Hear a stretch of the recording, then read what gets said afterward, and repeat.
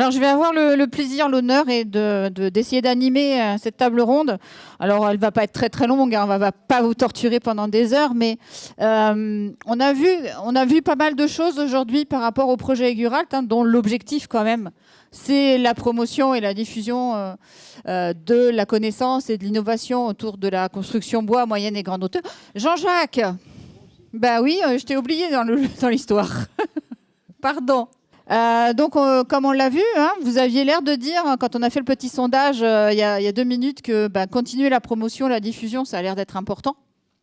Donc moi, la première question que je voudrais vous poser, c'est comment et auprès de qui doit se faire cette promotion? Décideurs, maîtres d'œuvre, public? Point d'interrogation.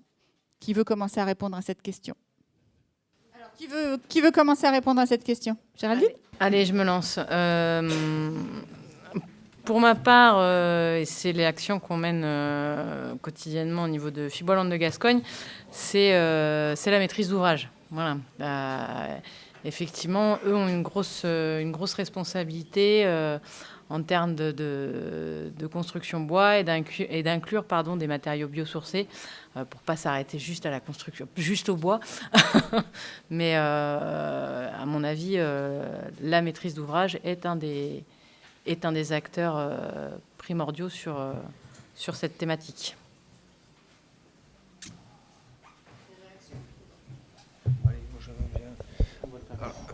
On va balayer. On va le faire en ligne. En file indienne, allez. Au suivant. Donc c'est pour moi. C'est ça. Alors moi je vais rajouter d'autres acteurs, mais qui ne sont pas des acteurs, c'est les jeunes. C'est les jeunes. Pour vous donner un exemple, ça fait 20 ans qu'il y a des formations qui existent, par exemple ici à Bordeaux. Et là, à l'heure actuelle, les universités sont en train de les fermer. Voilà. Donc on a des prétentions, mais derrière, on ne forme pas. Alors quand je dis les jeunes, ça peut être des formations à Bac+3, Bac+5. Il y a des campus des métiers où il y a des connaissances scientifiques qui peuvent être amenées et vice-versa. Donc il y a des passerelles à établir et pour avoir cette expérience de 20 ans, par exemple, on a parlé des Eurocodes, c'est plus passé par les jeunes dans les entreprises qui sont montées que par Oui, c'est plus passé par les jeunes que par les gens qui étaient en place parce que justement, il y avait un changement et c'est passé par ces connaissances à l'université et l'envie des jeunes au travers de stages et après qui passent en alternance, etc. Voilà. Oui, enfin, vous m'avez volé la primeur. Hein, non, en fait, oui, je confirme complètement. C'est ce qui se fait d'ailleurs au sein du campus Bois. Et effectivement, ça passe beaucoup par les jeunes. Ça passe en particulier aussi par les passerelles entre... Je pense à l'école du bois, mais avec l'école d'archi, hein, parce que effectivement, je veux citer une formation qui existe, qui s'appelle le Master ABC, qui est destiné en fait à des architectes essentiellement, qui ont entendu parler du bois à l'école d'archi, mais peut-être pas suffisamment, et qui acquièrent en fait des compétences techniques complémentaires par rapport au bois. Et je pense que là, ça commence à transpirer très fortement. Enfin, moi, j'ai vu l'évolution en fait, parce que vous avez vu que je suis pas tout jeune. J'ai vu l'évolution en fait où les architectes étaient vraiment très très béton, et aujourd'hui, on en rencontre de plus en plus. Ça y est, le bois, ils se sont appropriés, et ça me paraît très très important parce que eux peuvent influencer aussi les maîtres d'ouvrage, quoi, en fait. Hein.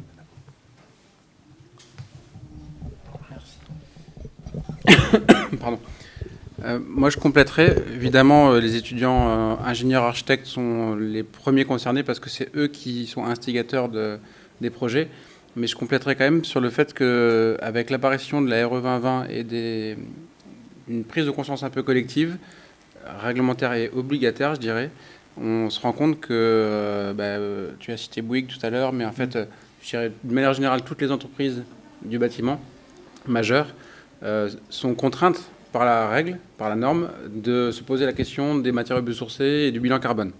Donc c'est très bien, mais il a fallu en venir à ça pour que la prise de conscience soit généralisée. Donc ça ne vient pas que des étudiants, que des architectes, que des écoles spéciales du bois, puisque le master dont tu parles, il existait à Bordeaux il y a 20 ans, j'en ai parlé tout à l'heure, et Jean-Jacques Soulas le connaît encore mieux puisqu'il y enseignait. Et donc ça ne suffit pas, en fait. La réponse pour moi, c'est tout le monde. Et ça commence effectivement par les normes qui nous obligent aujourd'hui à réfléchir. Pourquoi est-ce que Bouygues se met à faire des constructions bas carbone? C'est pas juste parce qu'il croit dur comme fer que la planète est en danger, quoi, C'est sûr. qu'on soit clair. Oui. C'est qu'on les oblige et que Ils sont s'ils pas veulent financiers. faire du business, ils auront une obligation, et ils l'ont déjà. Pourquoi est-ce que Euratlantique impose un score bois quand ils font des projets, ils imposent une quantité de bois? Pourquoi est-ce que dans tous les projets, on a des labels qui apparaissent avec des obligations? Pourquoi est-ce que le PLU de Bordeaux évolue vers un bâtiment frugal bordelais, que tous les PLU sont en train d'intégrer ça? C'est qu'il y a une prise de conscience généralisée qui se traduit par les normes. Et donc aujourd'hui, je pense que si les étudiants, architectes, ingénieurs s'emparent de ça, ils ne peuvent être que mieux préparés à cette évolution réglementaire. Et le pire qui puisse nous arriver, c'est que les étudiants ne s'emparent pas de ces problématiques-là et arrivent sur le monde du travail avec des réglementations qui s'imposent à eux et qu'ils ne comprennent pas. Et on finira par faire des contre-performances et utiliser le bois à l'envers, utiliser les matériaux biosourcés à l'envers et faire des sinistralités énormissimes dans le monde de la construction. Et dans 10 ans, on se reverra en disant mais qu'est-ce qu'on a fait au niveau de nos réglementations? Et on a des bâtiments qui ont été conçus il y a 10 ans qui sont foutus et on les remplace. Donc là, pour moi, c'est le gros enjeu, c'est qu'on soit bien formés, que vous soyez bien formés, pour éviter que vous subissiez les normes qui évoluent vers du bas carbone, qui, s'il n'est pas maîtrisé, sera plus dangereux qu'autre chose. Merci. Oui, donc je suis tout à fait d'accord sur le fait que c'est tout le monde. Et donc j'appuie plutôt cette opinion-là. Et en plus de ça, c'est aussi une problématique aussi très souvent financière. Parce que bon, ben voilà, quand on ferme des classes, quand on a des problématiques pour pousser un nouveau système constructif bois ou autre sur le marché, c'est avant tout une problématique financière, hein, parce que finalement, même pour aller vers pour aller vers la caractérisation, etc. Voilà, c'est forcément un besoin financier derrière. Et donc, du coup, le besoin financier, pour moi, il vient encore plus haut. Il faut peut-être communiquer encore plus au niveau de ceux qui peuvent dédier des enveloppes budgétaires à ce niveau-là, donc tant sur le support peut-être des industriels qui développent des produits que sur le côté normatif pour mieux connaître les différentes essences de bois dont on parlait tout à l'heure, et sur le côté des formations, voilà, autour de la construction bois. Donc je dirais que c'est au niveau politique peut-être, du coup. Si je peux juste compléter ce que tu viens de dire, c'est très important, c'est que l'économie est quand même ce qui dirige les projets en général, et on peut espérer qu'il y ait une convergence des courbes économiques entre l'économie de la construction et l'économie du carbone, ce qui n'est pas du tout le cas aujourd'hui. Et l'espoir qu'on peut avoir et l'optimisme moi que j'ai, c'est que cette convergence se fera plus vite que ce qu'on aurait pu croire, avec des crises énergétiques, avec la crise en Ukraine, avec les problématiques qu'on connaît de hausse du coût de l'énergie, et qui finalement ont tendance à favoriser les localités, les produits issus de périmètres pas trop lointains, et notamment géosourcés et biosourcés. Donc ça, c'est un point important, c'est que je dirais tant que le coût des transports, le coût de la fabrication et le coût de l'importation ne pèsent pas comme ils le devraient, on ne poussera pas les gens à utiliser des matériaux plutôt vertueux et locaux. Et donc cette convergence économique, moi je la souhaite et je l'espère. Elle sera peut-être pas si rapide que ça, mais elle est quand même plus rapide que ce que j'aurais pu croire il y a quelques années. Et on se rend compte que les hausses successives de l'énergie vont plutôt dans le bon sens. Du coup, je voulais aussi rajouter quelque chose. Et puis, c'est pareil, tout à l'heure, on parlait des appels à projets avec l'interdiction de mentionner, par exemple, le système constructif, la localisation, etc. Si on veut vraiment être, du coup, équitable à ce niveau-là, eh bien, il faudrait que les budgets attribués pour le domaine du béton, par exemple, soient équivalents pour le domaine de la construction bois. Et au jour d'aujourd'hui, je pense que ce n'est pas le cas. Donc, c'est pas équitable entre les deux mondes, in fine. Voilà. Est-ce que Thomas, en visio, veut réagir aussi, répondre à la question? Oui, moi je suis complètement d'accord avec, je sais pas si vous entendez, je suis complètement d'accord avec ce qui s'est dit. De toute façon, en fait, le principal problème avec ça, c'est que les gens tout le monde veut faire. Il y a pas là-dessus, il y a pas trop de problème. Je pense que l'acceptation du bois, elle est là.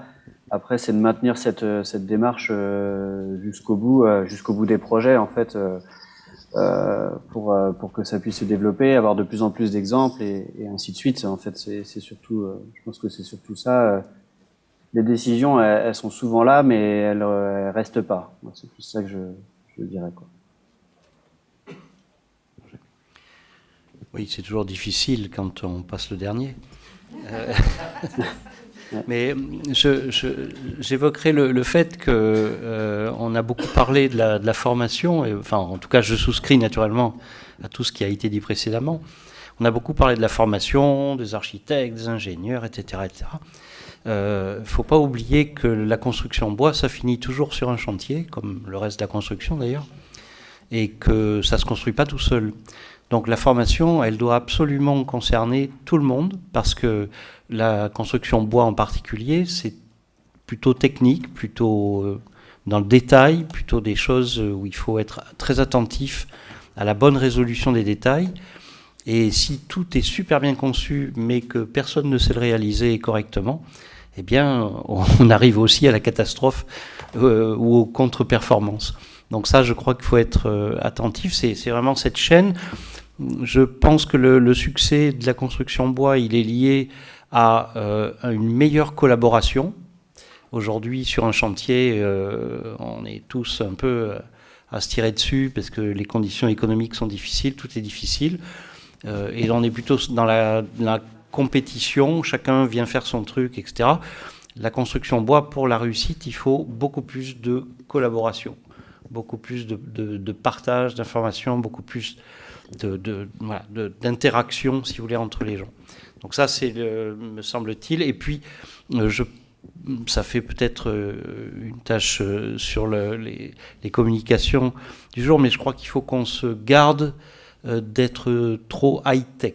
Je pense qu'il faut rester assez simple. Il y a, dans les questions de confort, etc., il y a des choses de bon sens. Alors, il y a beaucoup de réglementation aujourd'hui, de plus en plus de réglementation, mais finalement, il y a ce que disait Pierre aussi, il y a des choses simples, de bon sens, qui font vraiment appel à la conception, et derrière à la réalisation, bien sûr, mais à la conception.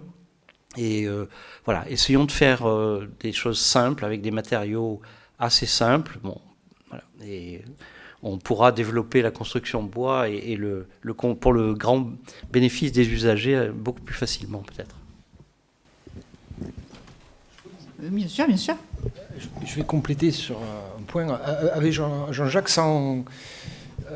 je rejoins entièrement ce qu'il dit. Il y a une sorte d'élitisme un petit peu dans cette figuration sur les matériaux, la construction biosourcée. Moi, pour être venu là-dessus, je me rappelle, il y a une vingtaine d'années, quand j'ai vu casser une poutre la première fois, ça a changé ma vie. Voilà. Le problème, c'est que je pense qu'on forme beaucoup, sans pour autant... Je ne suis pas contre le BIM et tout ça, c'est pas pour... Mais à un moment, la virtualisation, elle peut nous dévoyer un petit peu du truc. Et quand on fait des chantiers comme Notre-Dame, qui n'a pas été trop simple, quand on a édifié la charpente, là, on a vu qu'il y a énormément de difficultés pour justement faire travailler les jeunes ensemble au travers des établissements. En fait, c'est plus un problème d'organisation des établissements. Et on ne pouvait pas faire mieux, c'était dur. Et ça, c'est un gros challenge. J'ai parlé des jeunes au départ, là, j'ai lancé le truc, effectivement, mais il y a toute une organisation politique pour que ça coulisse mieux. Et pour qu'il y ait une culture commune, et quand il y a une culture commune, il n'y a plus de cloisonnement par rapport à des compétences et des métiers. Ouais, je suis ingénieur archi, excusez-moi, et je suis compagnon aussi, et en fait, on est dans le même bateau. Et c'est vrai que les normes ont tendance à cloisonner un petit peu le truc. Il y a les gens qui font les normes et il y a les gens qui montent. Et ça, c'est dommage. Ouais. Et ce matériau ne mérite pas ça, en tout cas. Voilà. Juste pour rebondir sur le BIM. Je peux pas laisser passer ça. Non, pardon, mais je rebondis parce que je suis entièrement d'accord avec toi.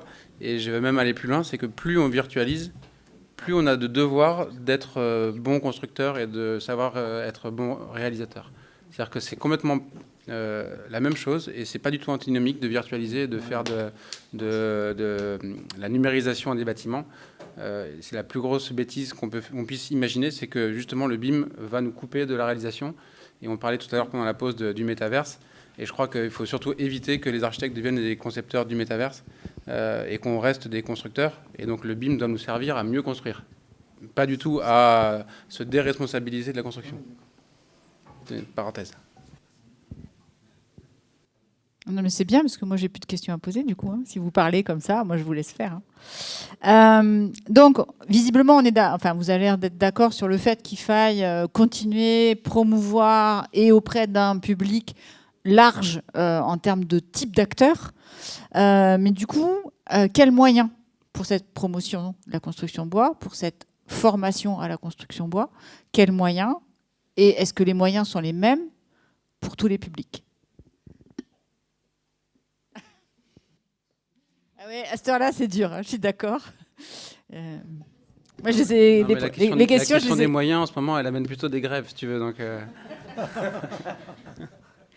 on va se garder de parler de moyens, parce que personne n'en a des moyens. Donc, les moyens, ça peut être des outils aussi. Hein. C'est pas forcément des... Alors, Stéphanie a évoqué la problématique des moyens financiers, mais il y a peut-être aussi quels outils pour effectivement... former, informer, sensibiliser à la construction bois, et notamment la construction bois moyenne et grande hauteur.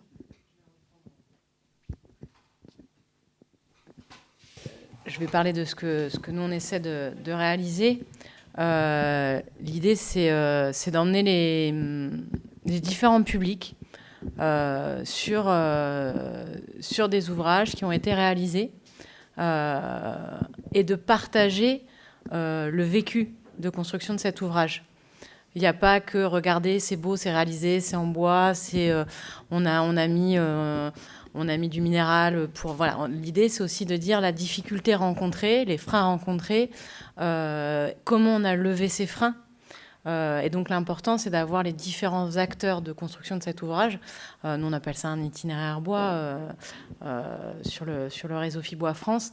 Mais l'idée, voilà, et dans le public, on est sur un public très large, puisqu'on, j'ai vu qu'elles étaient parties, mais on avait 2 jeunes archis qui ont travaillé avec Quentin d'ailleurs sur le projet construction bois, qui sont venus donc à cet itinéraire en octobre dernier, qui permet aussi de faire des rencontres entre des bureaux d'études, des rencontres entre des experts. Et c'est une façon pour nous d'essayer de communiquer sur le bois, que ce soit sur des ouvrages modestes ou sur des ouvrages plus coûteux en termes de réalisation. Voilà, c'est un des moyens qu'on utilise au niveau de Fibois pour essayer de promouvoir la construction bois notamment. Est-ce que Thomas est toujours là? Oui, je vous entends. Est-ce que vous avez entendu la question? Pour les moyens à mettre en place Oui. Et quels moyens pour quel public? Non, mais moi je pense que les moyens, je pense que ça passe beaucoup par la formation, en effet. Hein, je pense que, on en a déjà parlé au tout début, mais moi je vois vraiment ça par ça, donner envie aux jeunes et aux gens de travailler le bois, parce qu'en fait c'est un matériau qui est noble, qui est superbe, qui amène des architectures qui sont hyper intéressantes et hyper modernes. Et je trouve qu'en fait aujourd'hui, on le ressent pas forcément dans la filière bâtiment dans sa globalité. Donc je pense que c'est vraiment ça où, enfin, nous pour la vie de chantier aussi, on entend beaucoup. Vous voyez par exemple, non, le bâtiment bois, la synthèse, c'est compliqué. Moi, je préfère faire du béton. On est tout de suite hors d'eau, on n'a pas de problème. Enfin, on n'est pas hors d'eau, mais on fait comme si. Et vraiment casser ces freins, je pense que ça passe vraiment par la formation des architectes, dans les écoles d'ingénieurs, dans toute la filière bâtiment, dans sa globalité, quoi.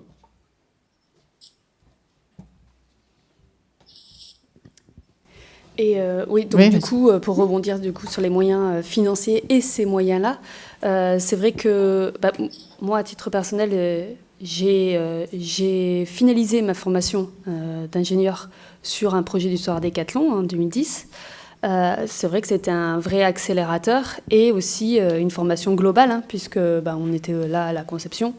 Et on a aussi dû faire la réalisation, l'étanchéité à l'air, on a fait plein de tests, on a mis des capteurs, etc. aussi pour voir comment ça fonctionnait et si ça fonctionnait bien. Et donc ça, c'est des projets de grosse envergure organisés avec plein d'universités, etc. C'est vrai que j'ai entendu parler du nouveau projet là, que vous avez, Imago. Et je trouve que ce type de projet, peut-être, on n'a pas forcément besoin d'être à une grosse échelle avec plein d'universités qui se rassemblent pour faire finalement ce type de projet dans lesquels on implique énormément de jeunes. C'est plutôt le cas quand même, là. Il y a quand même plusieurs entités d'enseignement qui sont oui, réunies mais un c'est peu... pas un truc comme le Solar Décathlon. Enfin, c'est à l'image. C'est à l'image, mais avec une utilité directe. C'est ça surtout. Et je pense qu'on peut avoir plein d'idées comme ça de prototypes ou de choses à faire qui puissent avoir derrière une utilité directe. Et donc peut-être que voilà, réfléchir à ce type de projet avec financement qui va avec, bien sûr, trouver les financements qui vont avec, ça peut être aussi un moyen à poursuivre. D'autres réactions sur cette question des moyens ?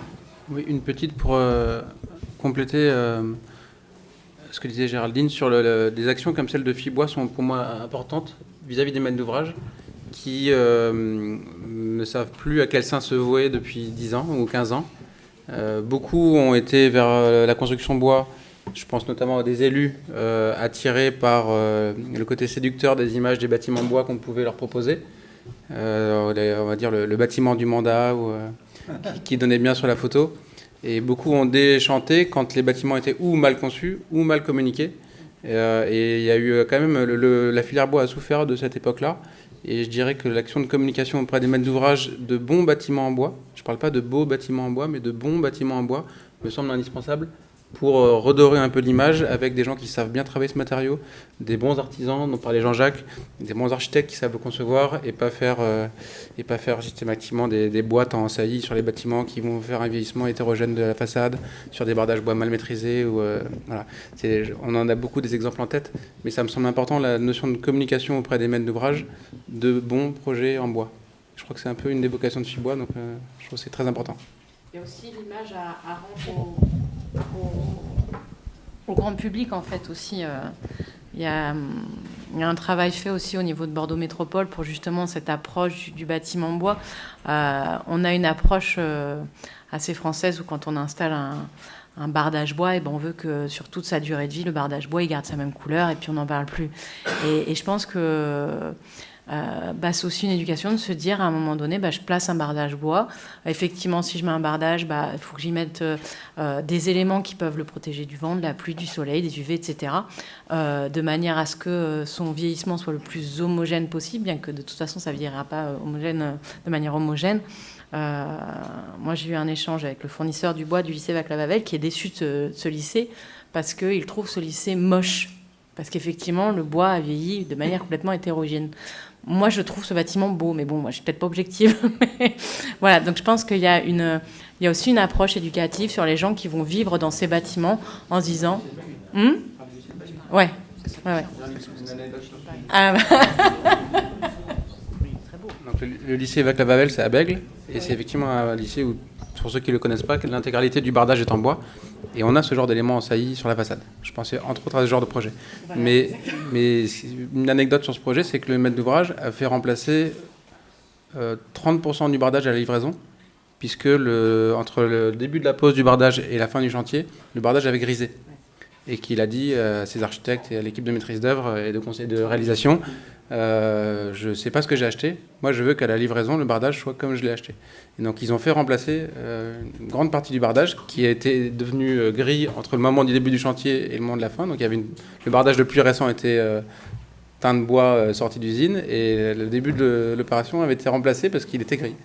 Donc ça complète complètement ce que tu dis, c'est à quoi on s'attend, qu'est-ce qu'on vend, qu'est-ce qu'on achète et ce à quoi s'attend le grand public.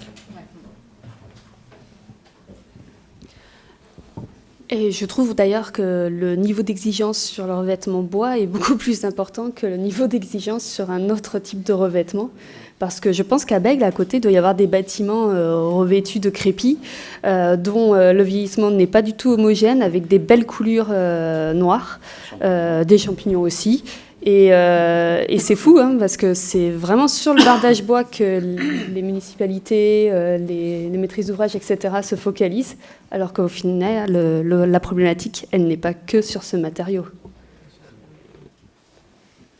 Je voudrais ajouter deux choses. Oui, alors, par contre, on peut noter, et je pense que Madame de chez Berkem va aller dans mon sens, il y a eu des progrès énormes en termes de traitement, en fait, en particulier de traitement des bardages, pour effectivement amener un vieillissement un peu plus naturel, un peu plus homogène, on va dire. Je veux répondre à la question qui a été posée au départ. Moi, je crois très fort, alors excusez-moi, je vais encore parler en vosgien, je crois très fort aussi aux actions de promotion locale, les salons dédiés. Alors, référence vosgienne, à Épinal, il y a le salon Habitat Bois. Le Vosgien moyen, et c'est ce que c'est qu'une ossature bois, quoi, en fait. J'habite ailleurs, hein, j'habite pas dans les Vosges. C'est la piqûre, elle est moins prise, quoi, en fait. Hein. Et donc, toutes ces initiatives locales, on va dire grand public, elles sont drôlement importantes pour faire accepter et connaître la maison ossature bois, enfin l'ossature bois, quoi, en fait. Hein. D'autres. Alors, je vais peut-être donner un tout petit peu mon avis, du coup. Je pose des questions, mais j'ai aussi des idées de réponse. Moi, je pense qu'un des moyens, en fait, importants à mettre en place, c'est justement l'information et la sensibilisation du grand public. Et ce que vous dites, Alain, est plus ou moins vrai. C'est-à-dire que même dans les Vosges, moi j'ai entendu des remarques pas du tout positives vis-à-vis du bois, dès qu'on dépasse la maison individuelle, dès qu'on dépasse le 2e étage, en fait. Et c'est ça qui nous préoccupe, qui nous intéressait dans le cadre des Gurald, c'est vraiment de travailler sur les bâtiments moyenne et grande hauteur. Et notamment les perceptions de la construction bois qu'on vous a montré tout à l'heure, les réponses, les quelques éléments qui vous ont été présentés, c'est sur la moyenne et grande hauteur. Et donc quand les gens nous disent oui, vivre dans le bois avec grand plaisir, en général, quand on leur demande jusqu'à combien d'étages, ça dépasse rarement 2 étages. C'est-à-dire au-delà, on pense que de toute façon ça ne tiendra pas, que c'est dangereux, que c'est pas solide et qu'on ne veut pas encore y habiter, et même dans les Vosges. Même dans les Vosges. Alors, une observation, c'est pas des moyens, c'est juste faire ce qu'on dit. C'est-à-dire que... Si c'est un moyen. Oui, c'est un moyen, voilà. Oui, par exemple, à Bordeaux, quand certains organismes claironnent très largement que tout ce qui va être fait en bois, il y aura des millions de mètres carrés de planchers en bois, etc. Et puis qu'on voit les opérations, vous êtes allé vous promener à Belvédère, là, vous avez vu beaucoup de bâtiments en bois, hein? Alors ça, c'est vraiment stupide. Voilà. Donc il faut faire ce qu'on dit, c'est-à-dire on dit on va faire ça, et les organismes en question avaient certainement les moyens, pour le coup, de tenir la barre. Et si on ne tient pas la barre, eh bien derrière, on ne construit pas en bois. Et si on ne construit pas en bois, les gens n'habitent pas dans des bâtiments en bois. Donc on peut continuer comme ça très longtemps. Je propose... Je peux rajouter quelque chose? Oh, mais j'allais proposer à la salle de pouvoir s'exprimer, mais avec plaisir. Alors après, je vais mettre les pieds dans le plat sur un truc, je pense qu'on manque clairement d'agressivité, il faut le dire. Moi, clairement, je suis en génie civil à côté. Quand je reprends les profs de béton, qui ont des préjugés, qui arrivent à retourner les jeunes comme ils veulent, on manque d'agressivité. Oui. Il y a un document de Simbéton qui est passé sur le bois. J'ai pas vu la filière. Moi, je l'ai fait passer au groupement de recherche scientifique qui s'appelle le GDR Sciences du Bois pour qu'on ait une réplique, quoi. Il n'y a pas de réplique. Il n'y a aucune réplique. Et c'était très caricatural. Ah ouais. Et là-dedans, moi, je veux bien, on fait les recherches, etc. Mais franchement, il n'y a pas d'agressivité, quoi. Il en faut un peu parce qu'on se fait allumer gratos. Et alors, voilà, moi, je peux vous dire en cours, juste en parlant de performance des matériaux, on arrive à les retourner les jeunes parce qu'ils ont de la plasticité, justement, c'est pas comme voilà. Et par contre, voilà, la profession derrière, je parle des métalleux et des bétonneux, c'est catastrophe. Et n'oubliez pas qu'un truc. Un autre truc, en formation d'ingénieur, je vais parler pour la mécanique, ils ne voient que des matériaux isotropes. Ok ? Donc les mecs, ils ont trois paramètres et ils nous font la vie là-dessus. Et nous, on est vachement plus ouverts parce que c'est plus compliqué et on n'arrive pas à se défendre. Voilà. Et voilà. Alors je pense que c'est bien maintenant de vous laisser un peu la parole, d'être à nouveau un petit peu actif. Il est tard, mais quelques questions seront les bienvenues. On y répondra tous avec plaisir. Vous n'hésitez pas à vous présenter au moment où vous posez la question, de façon à ce que nos auditeurs puissent savoir qui ils ont au micro. Alors, moi, je suis enseignant, comme a dit l'intervenant, là, entre guillemets, bétonneux, hein, puisque j'enseigne en BTS bâtiment et je fais notamment le cours de mécanique des structures et de béton armé. Bon, il se trouve que j'ai pas tellement le choix, hein, c'est le référentiel du diplôme qui veut ça, et effectivement, on doit faire à peu près une poutre en bois, juste histoire que les élèves en aient connaissance, mais ce qui commence à porter dans l'esprit des élèves, hein, après moi je fais ce qu'on me demande de faire, mais la notion, et c'est une notion qui va aussi avoir un impact économique qui devrait à un moment donné décoller, c'est la notion d'impact carbone du matériau. Et quand on commence à dire aux élèves, voilà, 1 mètre cube de béton, c'est tant de CO2 émis, et ça représente tant de trajets en avion ou de choses comme ça, ils arrivent à comprendre. C'est-à-dire qu'on sort des critères économiques, mais l'impact carbone, c'est un élément qui commence à les sensibiliser. Alors après, est-ce qu'ensuite, une fois qu'ils sont dans la vie professionnelle, ce critère-là, dans l'entreprise, pour le moment, ils l'intègrent, je ne suis pas sûr. Mais en tout cas, ça permet de les faire réagir là-dessus et de leur faire comprendre que même si on utilise du béton armé, même si on utilise de l'acier, on a aussi un autre matériau qui est disponible et qui peut avoir des propriétés intéressantes. Ensuite, moi, ce que je voulais dire, c'est que sur les moyens, aujourd'hui, moi, la formation dans laquelle j'enseigne, il y en a à peu près 2 ou 3 par région. L'équivalent en construction bois, il y en a beaucoup moins. Donc forcément, l'offre pour les jeunes en formation, elle est quand même beaucoup moins importante. Donc c'est aussi un problème. C'est-à-dire que les jeunes, quand ils n'ont pas la solution à proximité, je veux dire, s'ils doivent traverser la France à 18 ans pour aller faire une formation dans le bois, cette filière, ils vont l'écarter de fait. Hein. Donc tant qu'au niveau politique, on ne veut pas faire ces choix-là, on est un peu coincé. Et puis le dernier point que je voulais aborder, c'est quand même le point mais qui a été largement soulevé, hein, c'est la question de l'acceptation politique et sociale de la construction bois. Aujourd'hui, comme vous dites, hein, même sur Bordeaux Métropole, moi je suis sur une commune où il y a eu un vaste programme de logement social et tout ça au début des années 2010, fin des années 2000, avec l'équipe de Chemetov comme maître d'œuvre. Et puis aux élections d'après, le nouveau maire a dit, suite aux réactions de la population, il a dit tant que je serai maire, il n'y aura pas de nouveau programme en bois. Parce que les façades ont grisé, il y a eu un certain nombre de désordres, parce que le problème de la construction bois, c'est qu'à l'inverse du béton, ça n'accepte pas les approximations. C'est-à-dire que dans la mise en œuvre, on le voit sur les chantiers, hein, le béton, on peut ne pas respecter un enrobage, on peut ne pas respecter une qualité de béton, on peut couler sous la pluie, couler quand il fait froid. Au final, ça tiendra quand même, ça ne bougera pas trop, peut-être dans 50 ans. Dans la construction bois, le moindre défaut sur un pare-vapeur, sur une étanchéité, sur un rejet d'eau, de suite, c'est un désordre qui apparaît rapidement. Et ça, les gens, quand ils mettent aujourd'hui 300, 400 000 euros dans le moindre logement, ils ne l'acceptent pas parce que les gens, ils achètent pour 50 ans. Et ils achètent en plus en se disant qu'ils veulent quelque chose qui vaudra plus cher quand ils vont le revendre.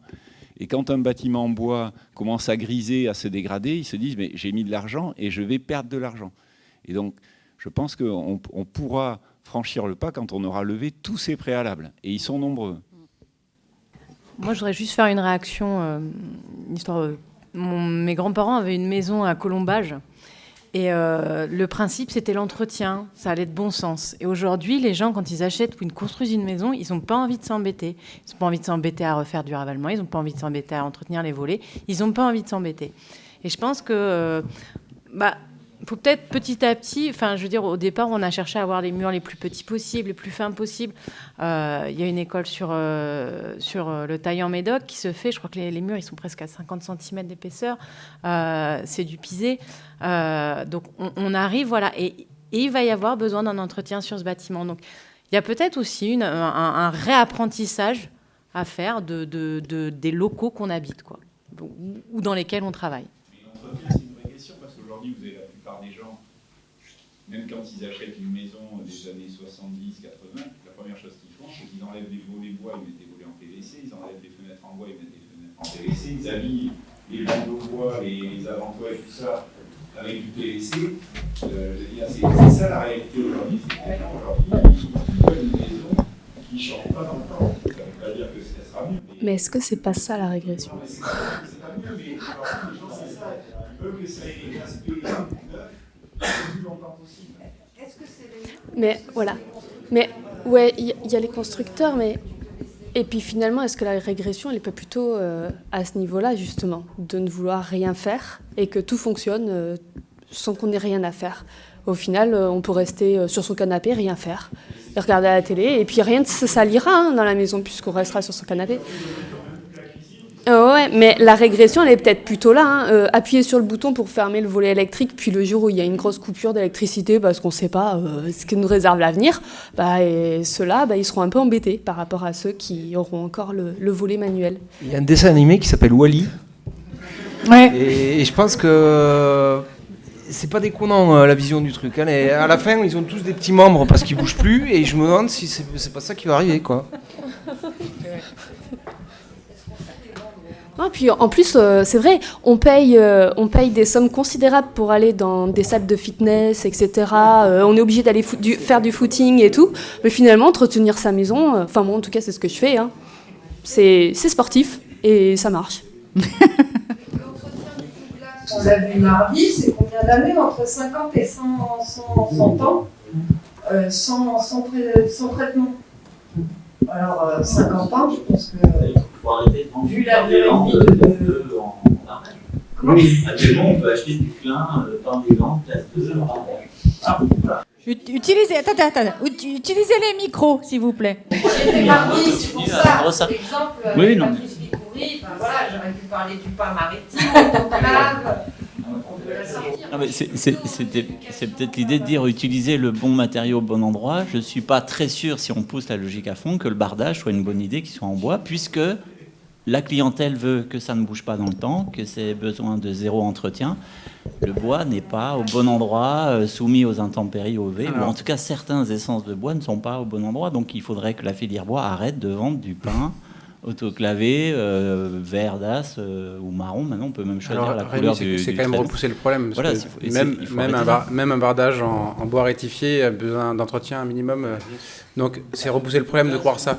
Moi, si je veux essayer juste d'être un peu plus optimiste, je crois quand même que les mentalités changent et que il s'est passé des choses depuis 3 ans qui ont quand même fait un peu bouger nos lignes de certitude. Je prends un exemple sur la maintenance et sur les mentalités qui changent.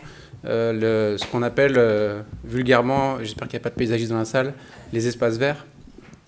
Ils n'aiment pas du tout qu'on parle d'espaces verts, mais en gros le végétal et le vivant du végétal, jusqu'à il n'y a pas très longtemps, quand on parlait de plantation à 1 mètre d'ouvrage, c'était le premier poste qui fumait dans un projet quand on cherchait des économies. C'est-à-dire que l'architecture végétale, à travers des espaces plantés, des espaces pleine terre, jusqu'à il n'y a pas très longtemps, c'était le premier poste qui fumait, alors que c'était le plus petit poste dans un allotissement de bâtiments. Mais parce que, en gros, c'était compliqué. Et en plus de ça, ça demandait de la maintenance. Surtout, ça demandait de la maintenance. C'est-à-dire que ça demandait d'en prendre soin, de l'entretenir. Et il se passe un truc depuis 3 ans, c'est que... on passe des étés caniculaires. À Bordeaux, on se tape des pics de chaleur à 45 degrés. Et il apparaît une notion qu'on redécouvre qui s'appelle l'îlot de fraîcheur. Et en l'occurrence, pour les villes, l'îlot de chaleur. D'un coup, l'espace vert reprend du galon, reprend de l'intérêt. Et on se dit, tiens, je suis prêt à aller maintenir un peu et revégétaliser, déminéraliser mes projets, enlever un peu de dalle béton sur les parvis. Enfin, sauf à Anglette, où récemment, ça n'a pas été fait comme ça. Mais globalement, les îlots de fraîcheur ont de l'intérêt et on se dit, entretenir, ça a de l'intérêt. Entretenir les espaces verts. Et je pense que pour les bâtiments, les mentalités changent aussi dans ce sens-là. Et bon, je vais être optimiste, mais j'ai l'impression quand même que tout le monde ne veut pas que manger du Findus réchauffé au micro-ondes et qu'il y en a qui ont encore envie d'un peu cuisiner le soir en rentrant chez eux, même si ça prend un peu plus de temps. Thomas. Oui. Thomas Quatreau, FCBA. Donc juste pour réagir à ce qui vient de se dire, de dire que le public ne veut pas de bardage bois, donc il ne faut pas en faire. Je pense que c'est prendre le problème dans le mauvais sens, comme ce que vous disiez, dans le sens où ça va dans le sens de la partie écologique, etc. Donc c'est plus l'évolution de la formation, l'évolution des mentalités qui feront pousser vers ce genre de solution. Et après, je voulais réagir à ce que disait Jean-Luc sur le fait que, manque d'agressivité, je ne sais pas, mais en tout cas une passivité qui est nette. Enfin, nous, on est centre technique du bois, donc on se prend des taquets du centre technique de l'acier ou du béton sur des arguments complètement infondés, alors qu'on est censé être partenaire en plus, donc on est partenaire sur plein de projets, et en même temps, on se prend des réflexions complètement... Enfin, c'est folle, c'est fou, parce que... Voilà, ils sont censés avoir une connaissance de notre matériau aussi. Et là-dessus, oui, on n'a pas de défense claire. Et c'est pour prendre tout ce qui s'est dit sur la formation. On a beaucoup parlé de formation des jeunes, formation d'architectes, d'ingénieurs, etc. Vous avez parlé de Bouygues, qui est passé à 30%. Donc nous, on collabore beaucoup avec eux. C'est des milliers de personnes à Bouygues qui ont besoin d'être formées sur le bois. Et c'est pas des jeunes ingénieurs, c'est des personnes qui ont déjà une formation d'ingénieur établie et qui redécouvrent énormément de choses. Et qu'est-ce qu'on peut faire pour... Donc là, à l'échelle d'une grande entreprise comme Bouygues, qui est très volontariste, ça fonctionne bien. Mais pour tous les bureaux d'études qui ont encore ces idées préconçues, pour tout, je veux dire même les professeurs qui ont encore des idées préconçues sur le matériau, qu'est-ce qu'on peut faire pour inculquer cette culture bois et de ne pas stagner sur des idées préconçues. C'est un peu l'objectif du module qu'on est en train de mettre en place. L'idée, c'est pas juste de le diffuser dans les écoles d'archi ou dans les écoles d'ingénieurs, c'est qu'il puisse être approprié et utilisé dans n'importe quel milieu. Et pourquoi pas proposer cette formation sur 2 jours, 3 jours, ça peut s'étaler. À Bouygues, pourquoi pas la proposer, peu importe quoi. Enfin, voilà, l'idée c'est vraiment ça. Et je fais même pas de la pub pour nous, puisqu'on n'y gagnera rien, puisqu'on va effectivement la mettre en place, comme le disait Régis tout à l'heure, le guide pour l'utiliser. Donc c'est même pas forcément nous qui allons, même sûrement pas, parce qu'on n'aura pas le temps de toute façon, qui aurions cet objectif. Et effectivement, le fait qu'ils refassent un point sur ce que c'est le matériau, ce que ça a été, ce que ça permet, etc., au-delà de la question de la construction moyenne et grande hauteur, je pense que ça peut être une opportunité justement de répandre, j'allais dire la bonne parole, je ne sais pas si c'est tout à fait ça, mais en tout cas une parole plus juste sur l'utilisation qu'on peut faire du bois. J'ai joué la modératrice toute la journée, donc j'ai eu le mauvais rôle de tenir le temps, etc. Sauf si vous avez encore des remarques que vous voulez partager à l'ensemble du groupe. Moi, je propose qu'on s'arrête et qu'on aille partager autre chose ensemble. Petit détail, ne vous précipitez pas. Petit détail. Premièrement, vous avez une boîte pour remettre les badges. Ensuite, vous avez une boîte pour remettre... Vous avez eu à l'intérieur de vos dossiers un questionnaire de satisfaction sur l'après-midi. Donc, merci de le remplir. C'est très rapide, il y a 5 croix à faire. Et vous avez une boîte aussi pour... Oui, j'y vais. Une boîte aussi pour le récupérer. Et enfin, dernier point, si vous en êtes d'accord, on aimerait bien prendre une photo, alors plutôt à l'extérieur, avec tous ceux qui étaient là, qui sont encore là avec nous ce soir. On va prendre les 2 roll-up, là, on va se mettre dehors et on va faire une photo collective. Merci.